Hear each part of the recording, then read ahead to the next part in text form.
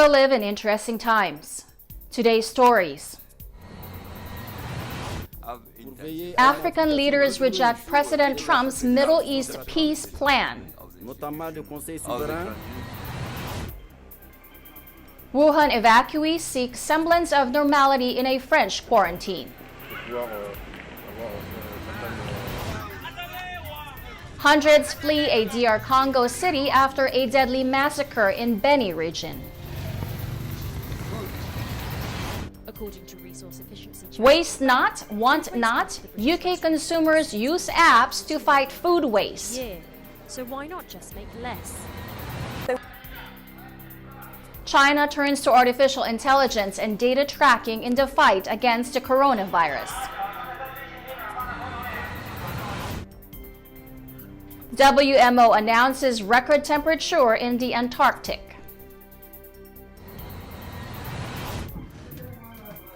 In war-torn Yemen, zoo animals face a daily struggle. Plus, the Philippine Embassy in the U.S. holds a town hall meeting with the Filipino community. This is Eagle News coming to you from Washington, D.C., bringing you stories from around the globe. I am Rose Papa Angeles.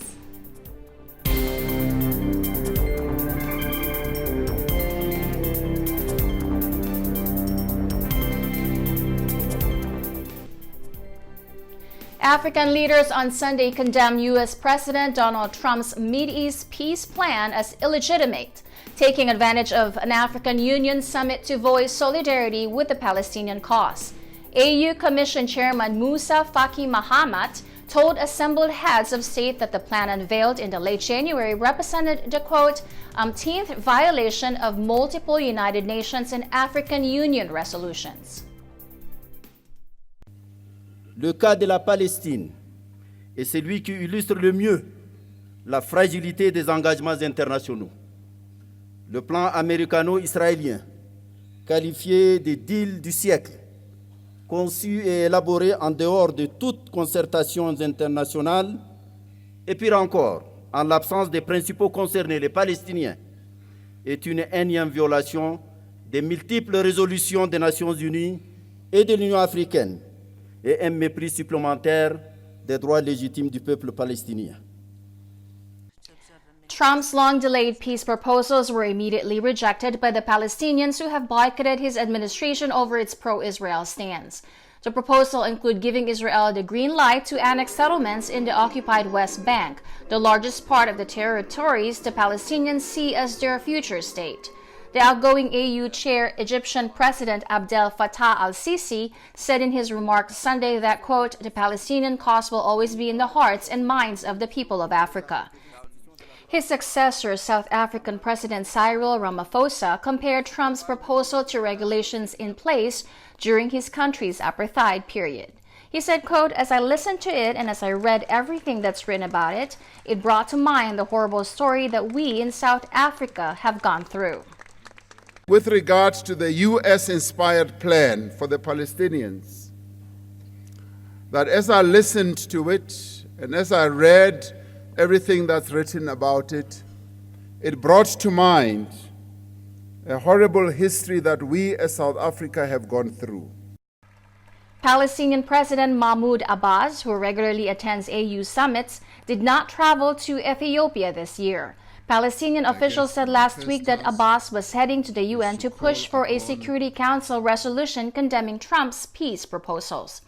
The resolution will almost certainly be vetoed by the U.S. Abbas was represented Sunday by Palestinian Prime Minister Mohammad Shtayyeh, who reiterated Palestinian leaders' position that the Trump plan, quote, has no legitimacy whatsoever. إن الخطة الأمريكية التي قدمها الرئيس الأمريكي ترامب في 28 يناير تفتقر إلى مرجعيات دولية وتضرب بعرض الحائط أسس ومرتكزات القانون الدولي، وهي خطة أحادية لم تنسق معنا في حين شاركت إسرائيل في صياغة جميع بنودها. رفضت الدول العربية والإسلامية هذه الخطة كما رفضها الاتحاد الأوروبي والاتحاد الإفريقي وروسيا والصين وكندا ولم تجد الولايات المتحدة شريكا دوليا واحدا لها يؤيد مبادرتها. إن الخطة لا تتضمن أي معنى حقيقي للسيادة الفلسطينية، ولا تعطي الفلسطينيين سيطرة على أرضهم أو أجوائهم أو مياههم ومقدراتهم أو حدود بلادهم، فلا تتضمن سيادة أو حرية على المعابر أو حرية نقل البضائع أو تحرك الأفراد، وتبقي الحدود بموجب هذه الخطة تحت سيطرة الاحتلال. Wuhan returnees are trying to resume a semblance of normal life and fighting against depression after more than a week of confinement near Marseille. A barber offers expert haircuts, a teacher gives lesson in French as a foreign language, and participants practice the Chinese art of Tai Chi. The scenes at a holiday village on France's balmy Mediterranean coast west of Marseille sound like they could be from any of the all-inclusive vacation camps so popular with tourists. But there is a difference. The guests are not tourists staying at the holiday camp in Carry-Loret of their own free will. They all wear sanitary masks and follow strict rules, and their health is checked repeatedly by a medical team. The over 200 people staying here, including an AFP reporting team, are all people evacuated from the Chinese city of Wuhan, stricken by the coronavirus epidemic that has claimed over 800 lives in China and spread around the world. The AFP team has traveled from Wuhan on the French plane that repatriated the evacuees and then themselves had to obey the quarantine formalities. At the holiday camp, the evacuees have to observe a strict 14-day period of quarantine, judged to be the incubation time for the virus, before being allowed contact with the outside world again. Inside, in an ornate hall with the blue curtains that normally host performances for tourists, one of those repatriated, Vincent Lemarie, explains to non-French speakers the basic of the language. The adult pupils from China and some from Latin America repeat in chorus the basic words in French to introduce oneself. Not all of those repatriated are French citizens, and Lemarie, 48, every morning gives 2 hours of his free time to those who have ended up in France without ever expecting to. In the afternoon, he turns pupil and takes a class in Chinese. A few meters from the adults, children evacuated from Wuhan are also writing things down under the gaze of their teacher, who is trying to follow the school curriculum. Most of those present at Carry-Loret arrived on January 31st in a first plane and the others on February 2nd. According to the most recent tests, so far no one has shown symptoms of the coronavirus. Despite the holiday camp setting, the conditions of the quarantine are strict. The mask has to be worn, the temperature is taken twice a day, and there is a total prohibition on physical contact with the outside world. The Chinese authorities, in a bid to contain the spread of the virus, have cut Wuhan off from the outside world, and those in the French quarantine camp say they already know how confinement feels. Ouais, donc moi, j'étais professeur de français pendant 6 ans à Wuhan. Alors j'ai un peu eu l'idée de grouper les gens ici qui ne parlent pas français. J'ai vu qu'il y a un certain nombre de personnes chinoises qui se retrouvent avec nous et des personnes de langue espagnole, hispanophone. Donc je tire parti de mon expérience là, de professionnelle récente pour faire ce cours qui ne me demande pas plus d'efforts que ça. Hein. C'est un peu la routine pour moi. Mais ça fait un moment social, quoi. Ça fait un moment où on peut se rencontrer dans cet espace un peu fermé là, dans lequel on se trouve pendant quelques semaines, hein, 14 jours. Ça me fait penser à l'autogestion un peu. C'est vrai que les gens se prennent en charge ici. Il y a les devoirs pour les enfants, là. Il y a le coiffeur. Il y a les cours de chinois. J'avais jamais eu de cours de chinois presque en Chine, sauf la première année. Donc c'est vrai que du fait qu'on est un peu bloqué sur place et qu'on est ensemble, on essaie de lancer des choses pour vivre ensemble et tirer parti des savoir-faire des uns et des autres.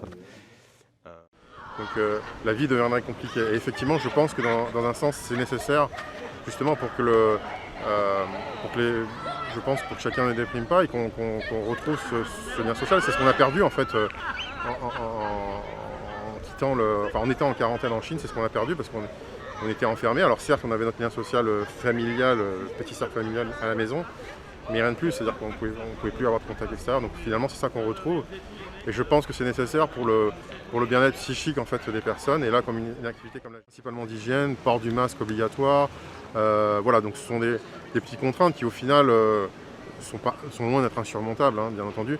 Mais bien entendu, on est conscient que tout ça est fait pour notre sécurité individuelle et la sécurité globale des personnes qui sont là. C'est-à-dire que il devait y avoir des écarts sur une personne, ça pourrait avoir des conséquences sur l'ensemble du groupe. Donc ça, je pense que tout le monde en est conscient.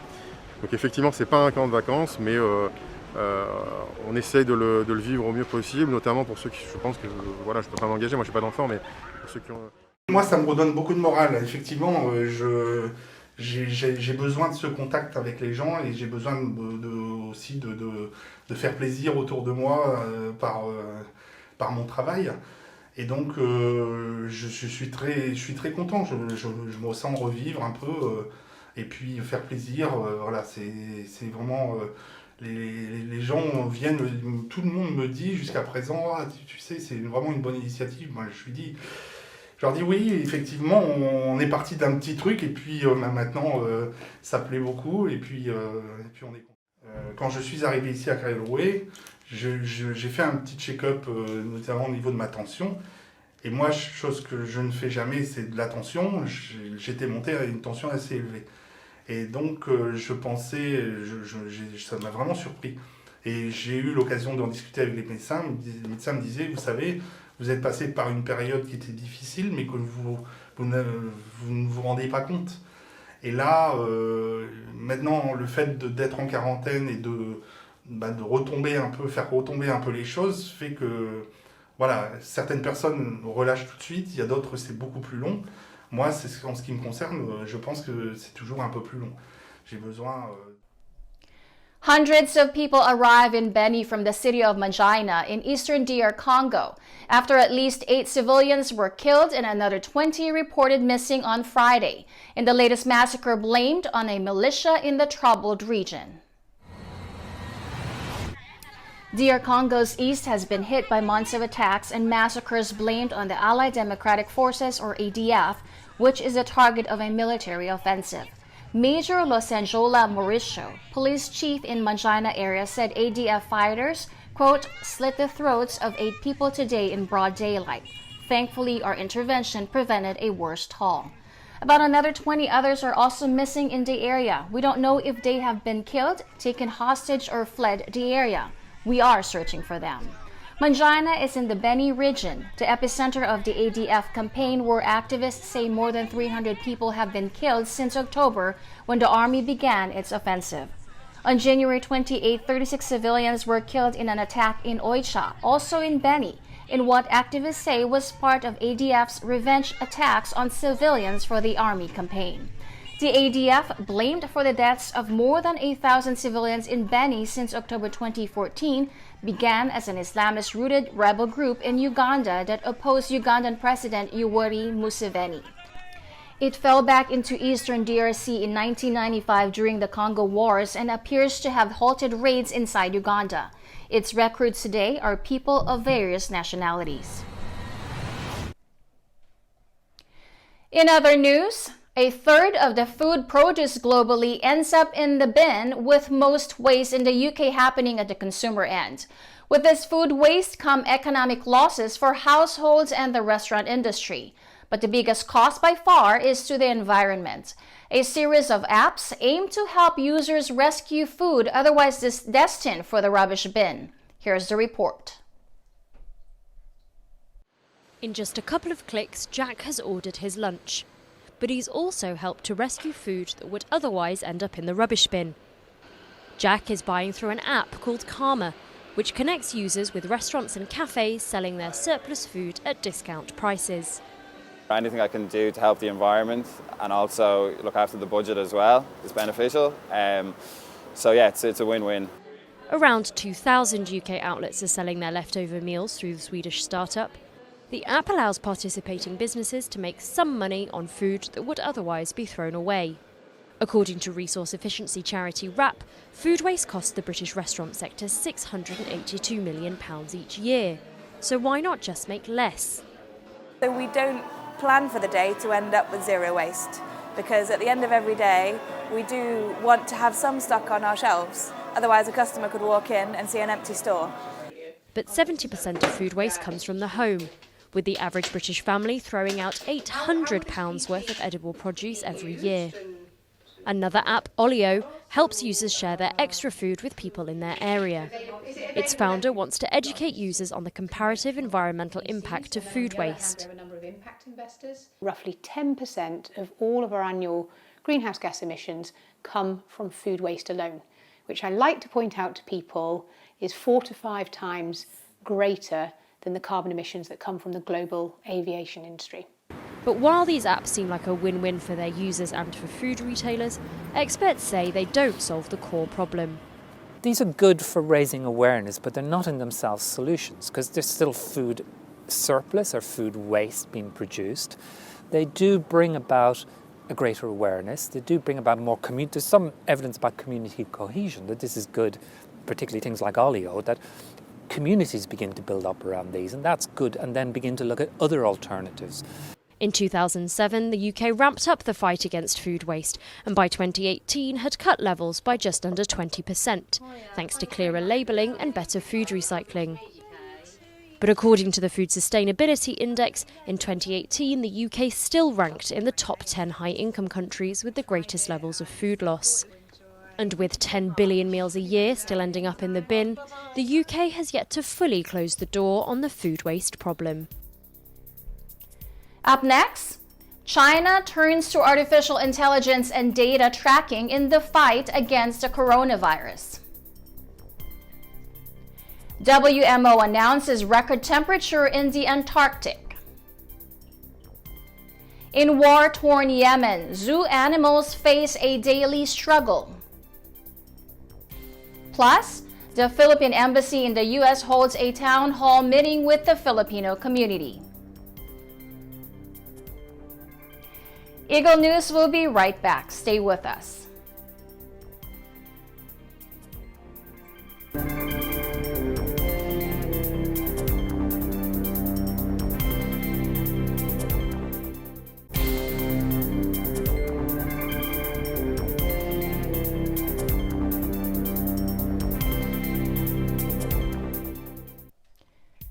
Welcome back. This is Eagle News coming to you from Washington, D.C.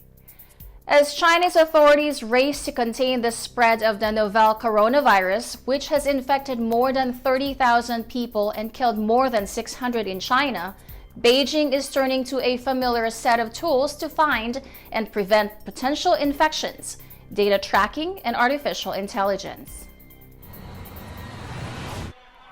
A man who had traveled in Wuhan, the central city at the heart of China's coronavirus crisis, was surprised when police showed up at his door after he returned home asking to check his temperature. The man, who had quarantined himself at home in Nanjing, eastern Jiangsu province, said he had not told anyone about his recent trip to the city. But by trawling through travel data from Wuhan, according to a newspaper article posted by the Nanjing government, local authorities were able to identify him and dispatch officers to his home last week. As Chinese authorities race to contain the spread of a new virus which has infected more than 30,000 people and killed more than 600 in China, Beijing is turning to a familiar set of tools to find and prevent potential infection: data tracking and artificial intelligence. Several Chinese tech firms have developed apps to help people check if they have taken the same flight or train as confirmed virus patients, scraping data from lists published by state media. According to the state-run Global Times, in Guangzhou, southern Guangdong province, robots at one public plaza have even been deployed to scold passerby who are not wearing masks. And in Beijing, one neighborhood committee responsible for an apartment complex of about 2,400 households said they use flight and train data to keep track of everyone's recent travel record. China's National Health Commission, or NHC, told local governments in an online statement Tuesday, quote, use big data technology to track screen priority cases and effectively forecast the development of the epidemic in real time. It said, quote, strengthen the information linked between public security and transportation and other departments, urging them to share train, flight communication, and medical data. World Meteorological Organization, or WMO, spokesperson Claire Nulis says that Antarctic saw a new high temperature record. Temperatures climbed to 18.3 degrees Celsius or 64.9 degrees Fahrenheit at midday at the research station Esperanza Base, the highest temperature on record since 1961, according to the Meteorological Service. The previous record stood at 17.5 degrees on March 24, 2015. It's among the fastest warming regions of the planet. We hear a lot about the Arctic, but this particular part of the Antarctic Peninsula is warming very quickly. Over the past 50 years, it's warmed almost 3 degrees Celsius. The Argentine research base, which is called Esperanza, it's on the northern tip of the Antarctic Peninsula. It set a new record temperature yesterday of 18.3 degrees Celsius, which is, not a figure that you would normally associate with Antarctica, even in summertime. This beat the former record of 17.5 degrees C, which was set back in 2015. The amount of ice lost annually from the Antarctic ice sheet increased at least six-fold between 1979 and 2017. Some 87% of glaciers along the west coast of the Antarctic Peninsula have retreated in the last 50 years, with most of these showing an accelerated retreat in the past 12 years. The National Meteorological Service said Argentine Antarctica had its hottest day on record Thursday since readings began. The previous record stood at 17.5 degrees on March 24, 2015. Argentina has had a presence in Antarctica for the past 114 years, including several scientific research bases, and is also a signatory of the Antarctic Treaty, which came into force in June 1961 and prohibits any militarization of the continent. Accelerating melt-off from glaciers and especially ice sheets in Antarctica is helping drive sea level rises, threatening coastal megacities and small island nations. At Argentina's Marambio base, temperatures reached 14.1 degrees Celsius on Thursday, the hottest temperature for a day in February since 1971. The previous record occurred on February 24, 2013, when temperatures reached 13.8 degrees. Yemen's war makes life a daily struggle for millions of civilians, but creatures in the country's neglected zoos, including lions, leopards, and baboons, also face an uncertain future. At the country's main zoo in Sana'a, the capital seized in 2014 by Iran-backed Houthi militia who control much of the north, a man unloaded one of a dozen dead donkeys trucked in each day to feed 31 resident lions. Linekeeper Amin Al-Majdi said some animals, including 4 lions that perished in 2017, have already starved to death. Like the rest of the country, where millions have been driven to the brink of famine after 5 years of conflict, the zoo's 1,159 animals, which include 2 critically endangered Arabian leopards, are at risk. Among those fighting on behalf of the animals is Kim Shaw Broderick, founder of One World Actors Animal Rescues, which raises funds to keep Yemen's zoo creatures alive. She said of the country's 3 main zoos, the one in Sana'a is in better condition than others in the cities of Taiz and Ib, but added all are in poor condition. She said, quote, the public authorities are destitute because of the war. The animals are underfed or hardly fed or not fed at all in the case of Ib Zoo.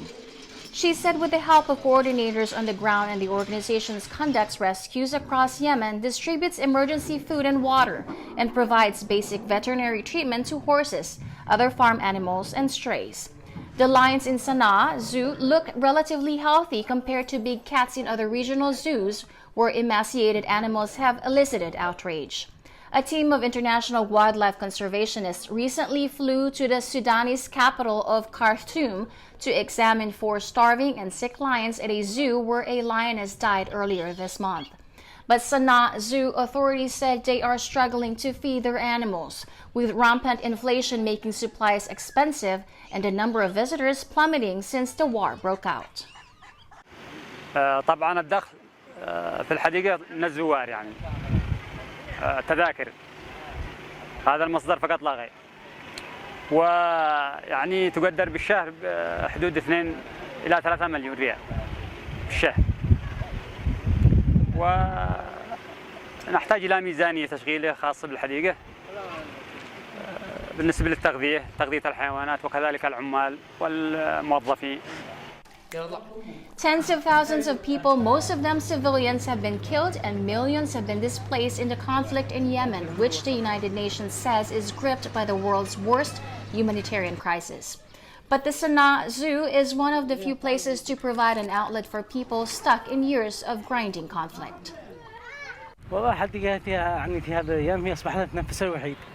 إنه عايشين نسمعها بدماغ حرب عدوان هي أصبحت نفسها الوحيد.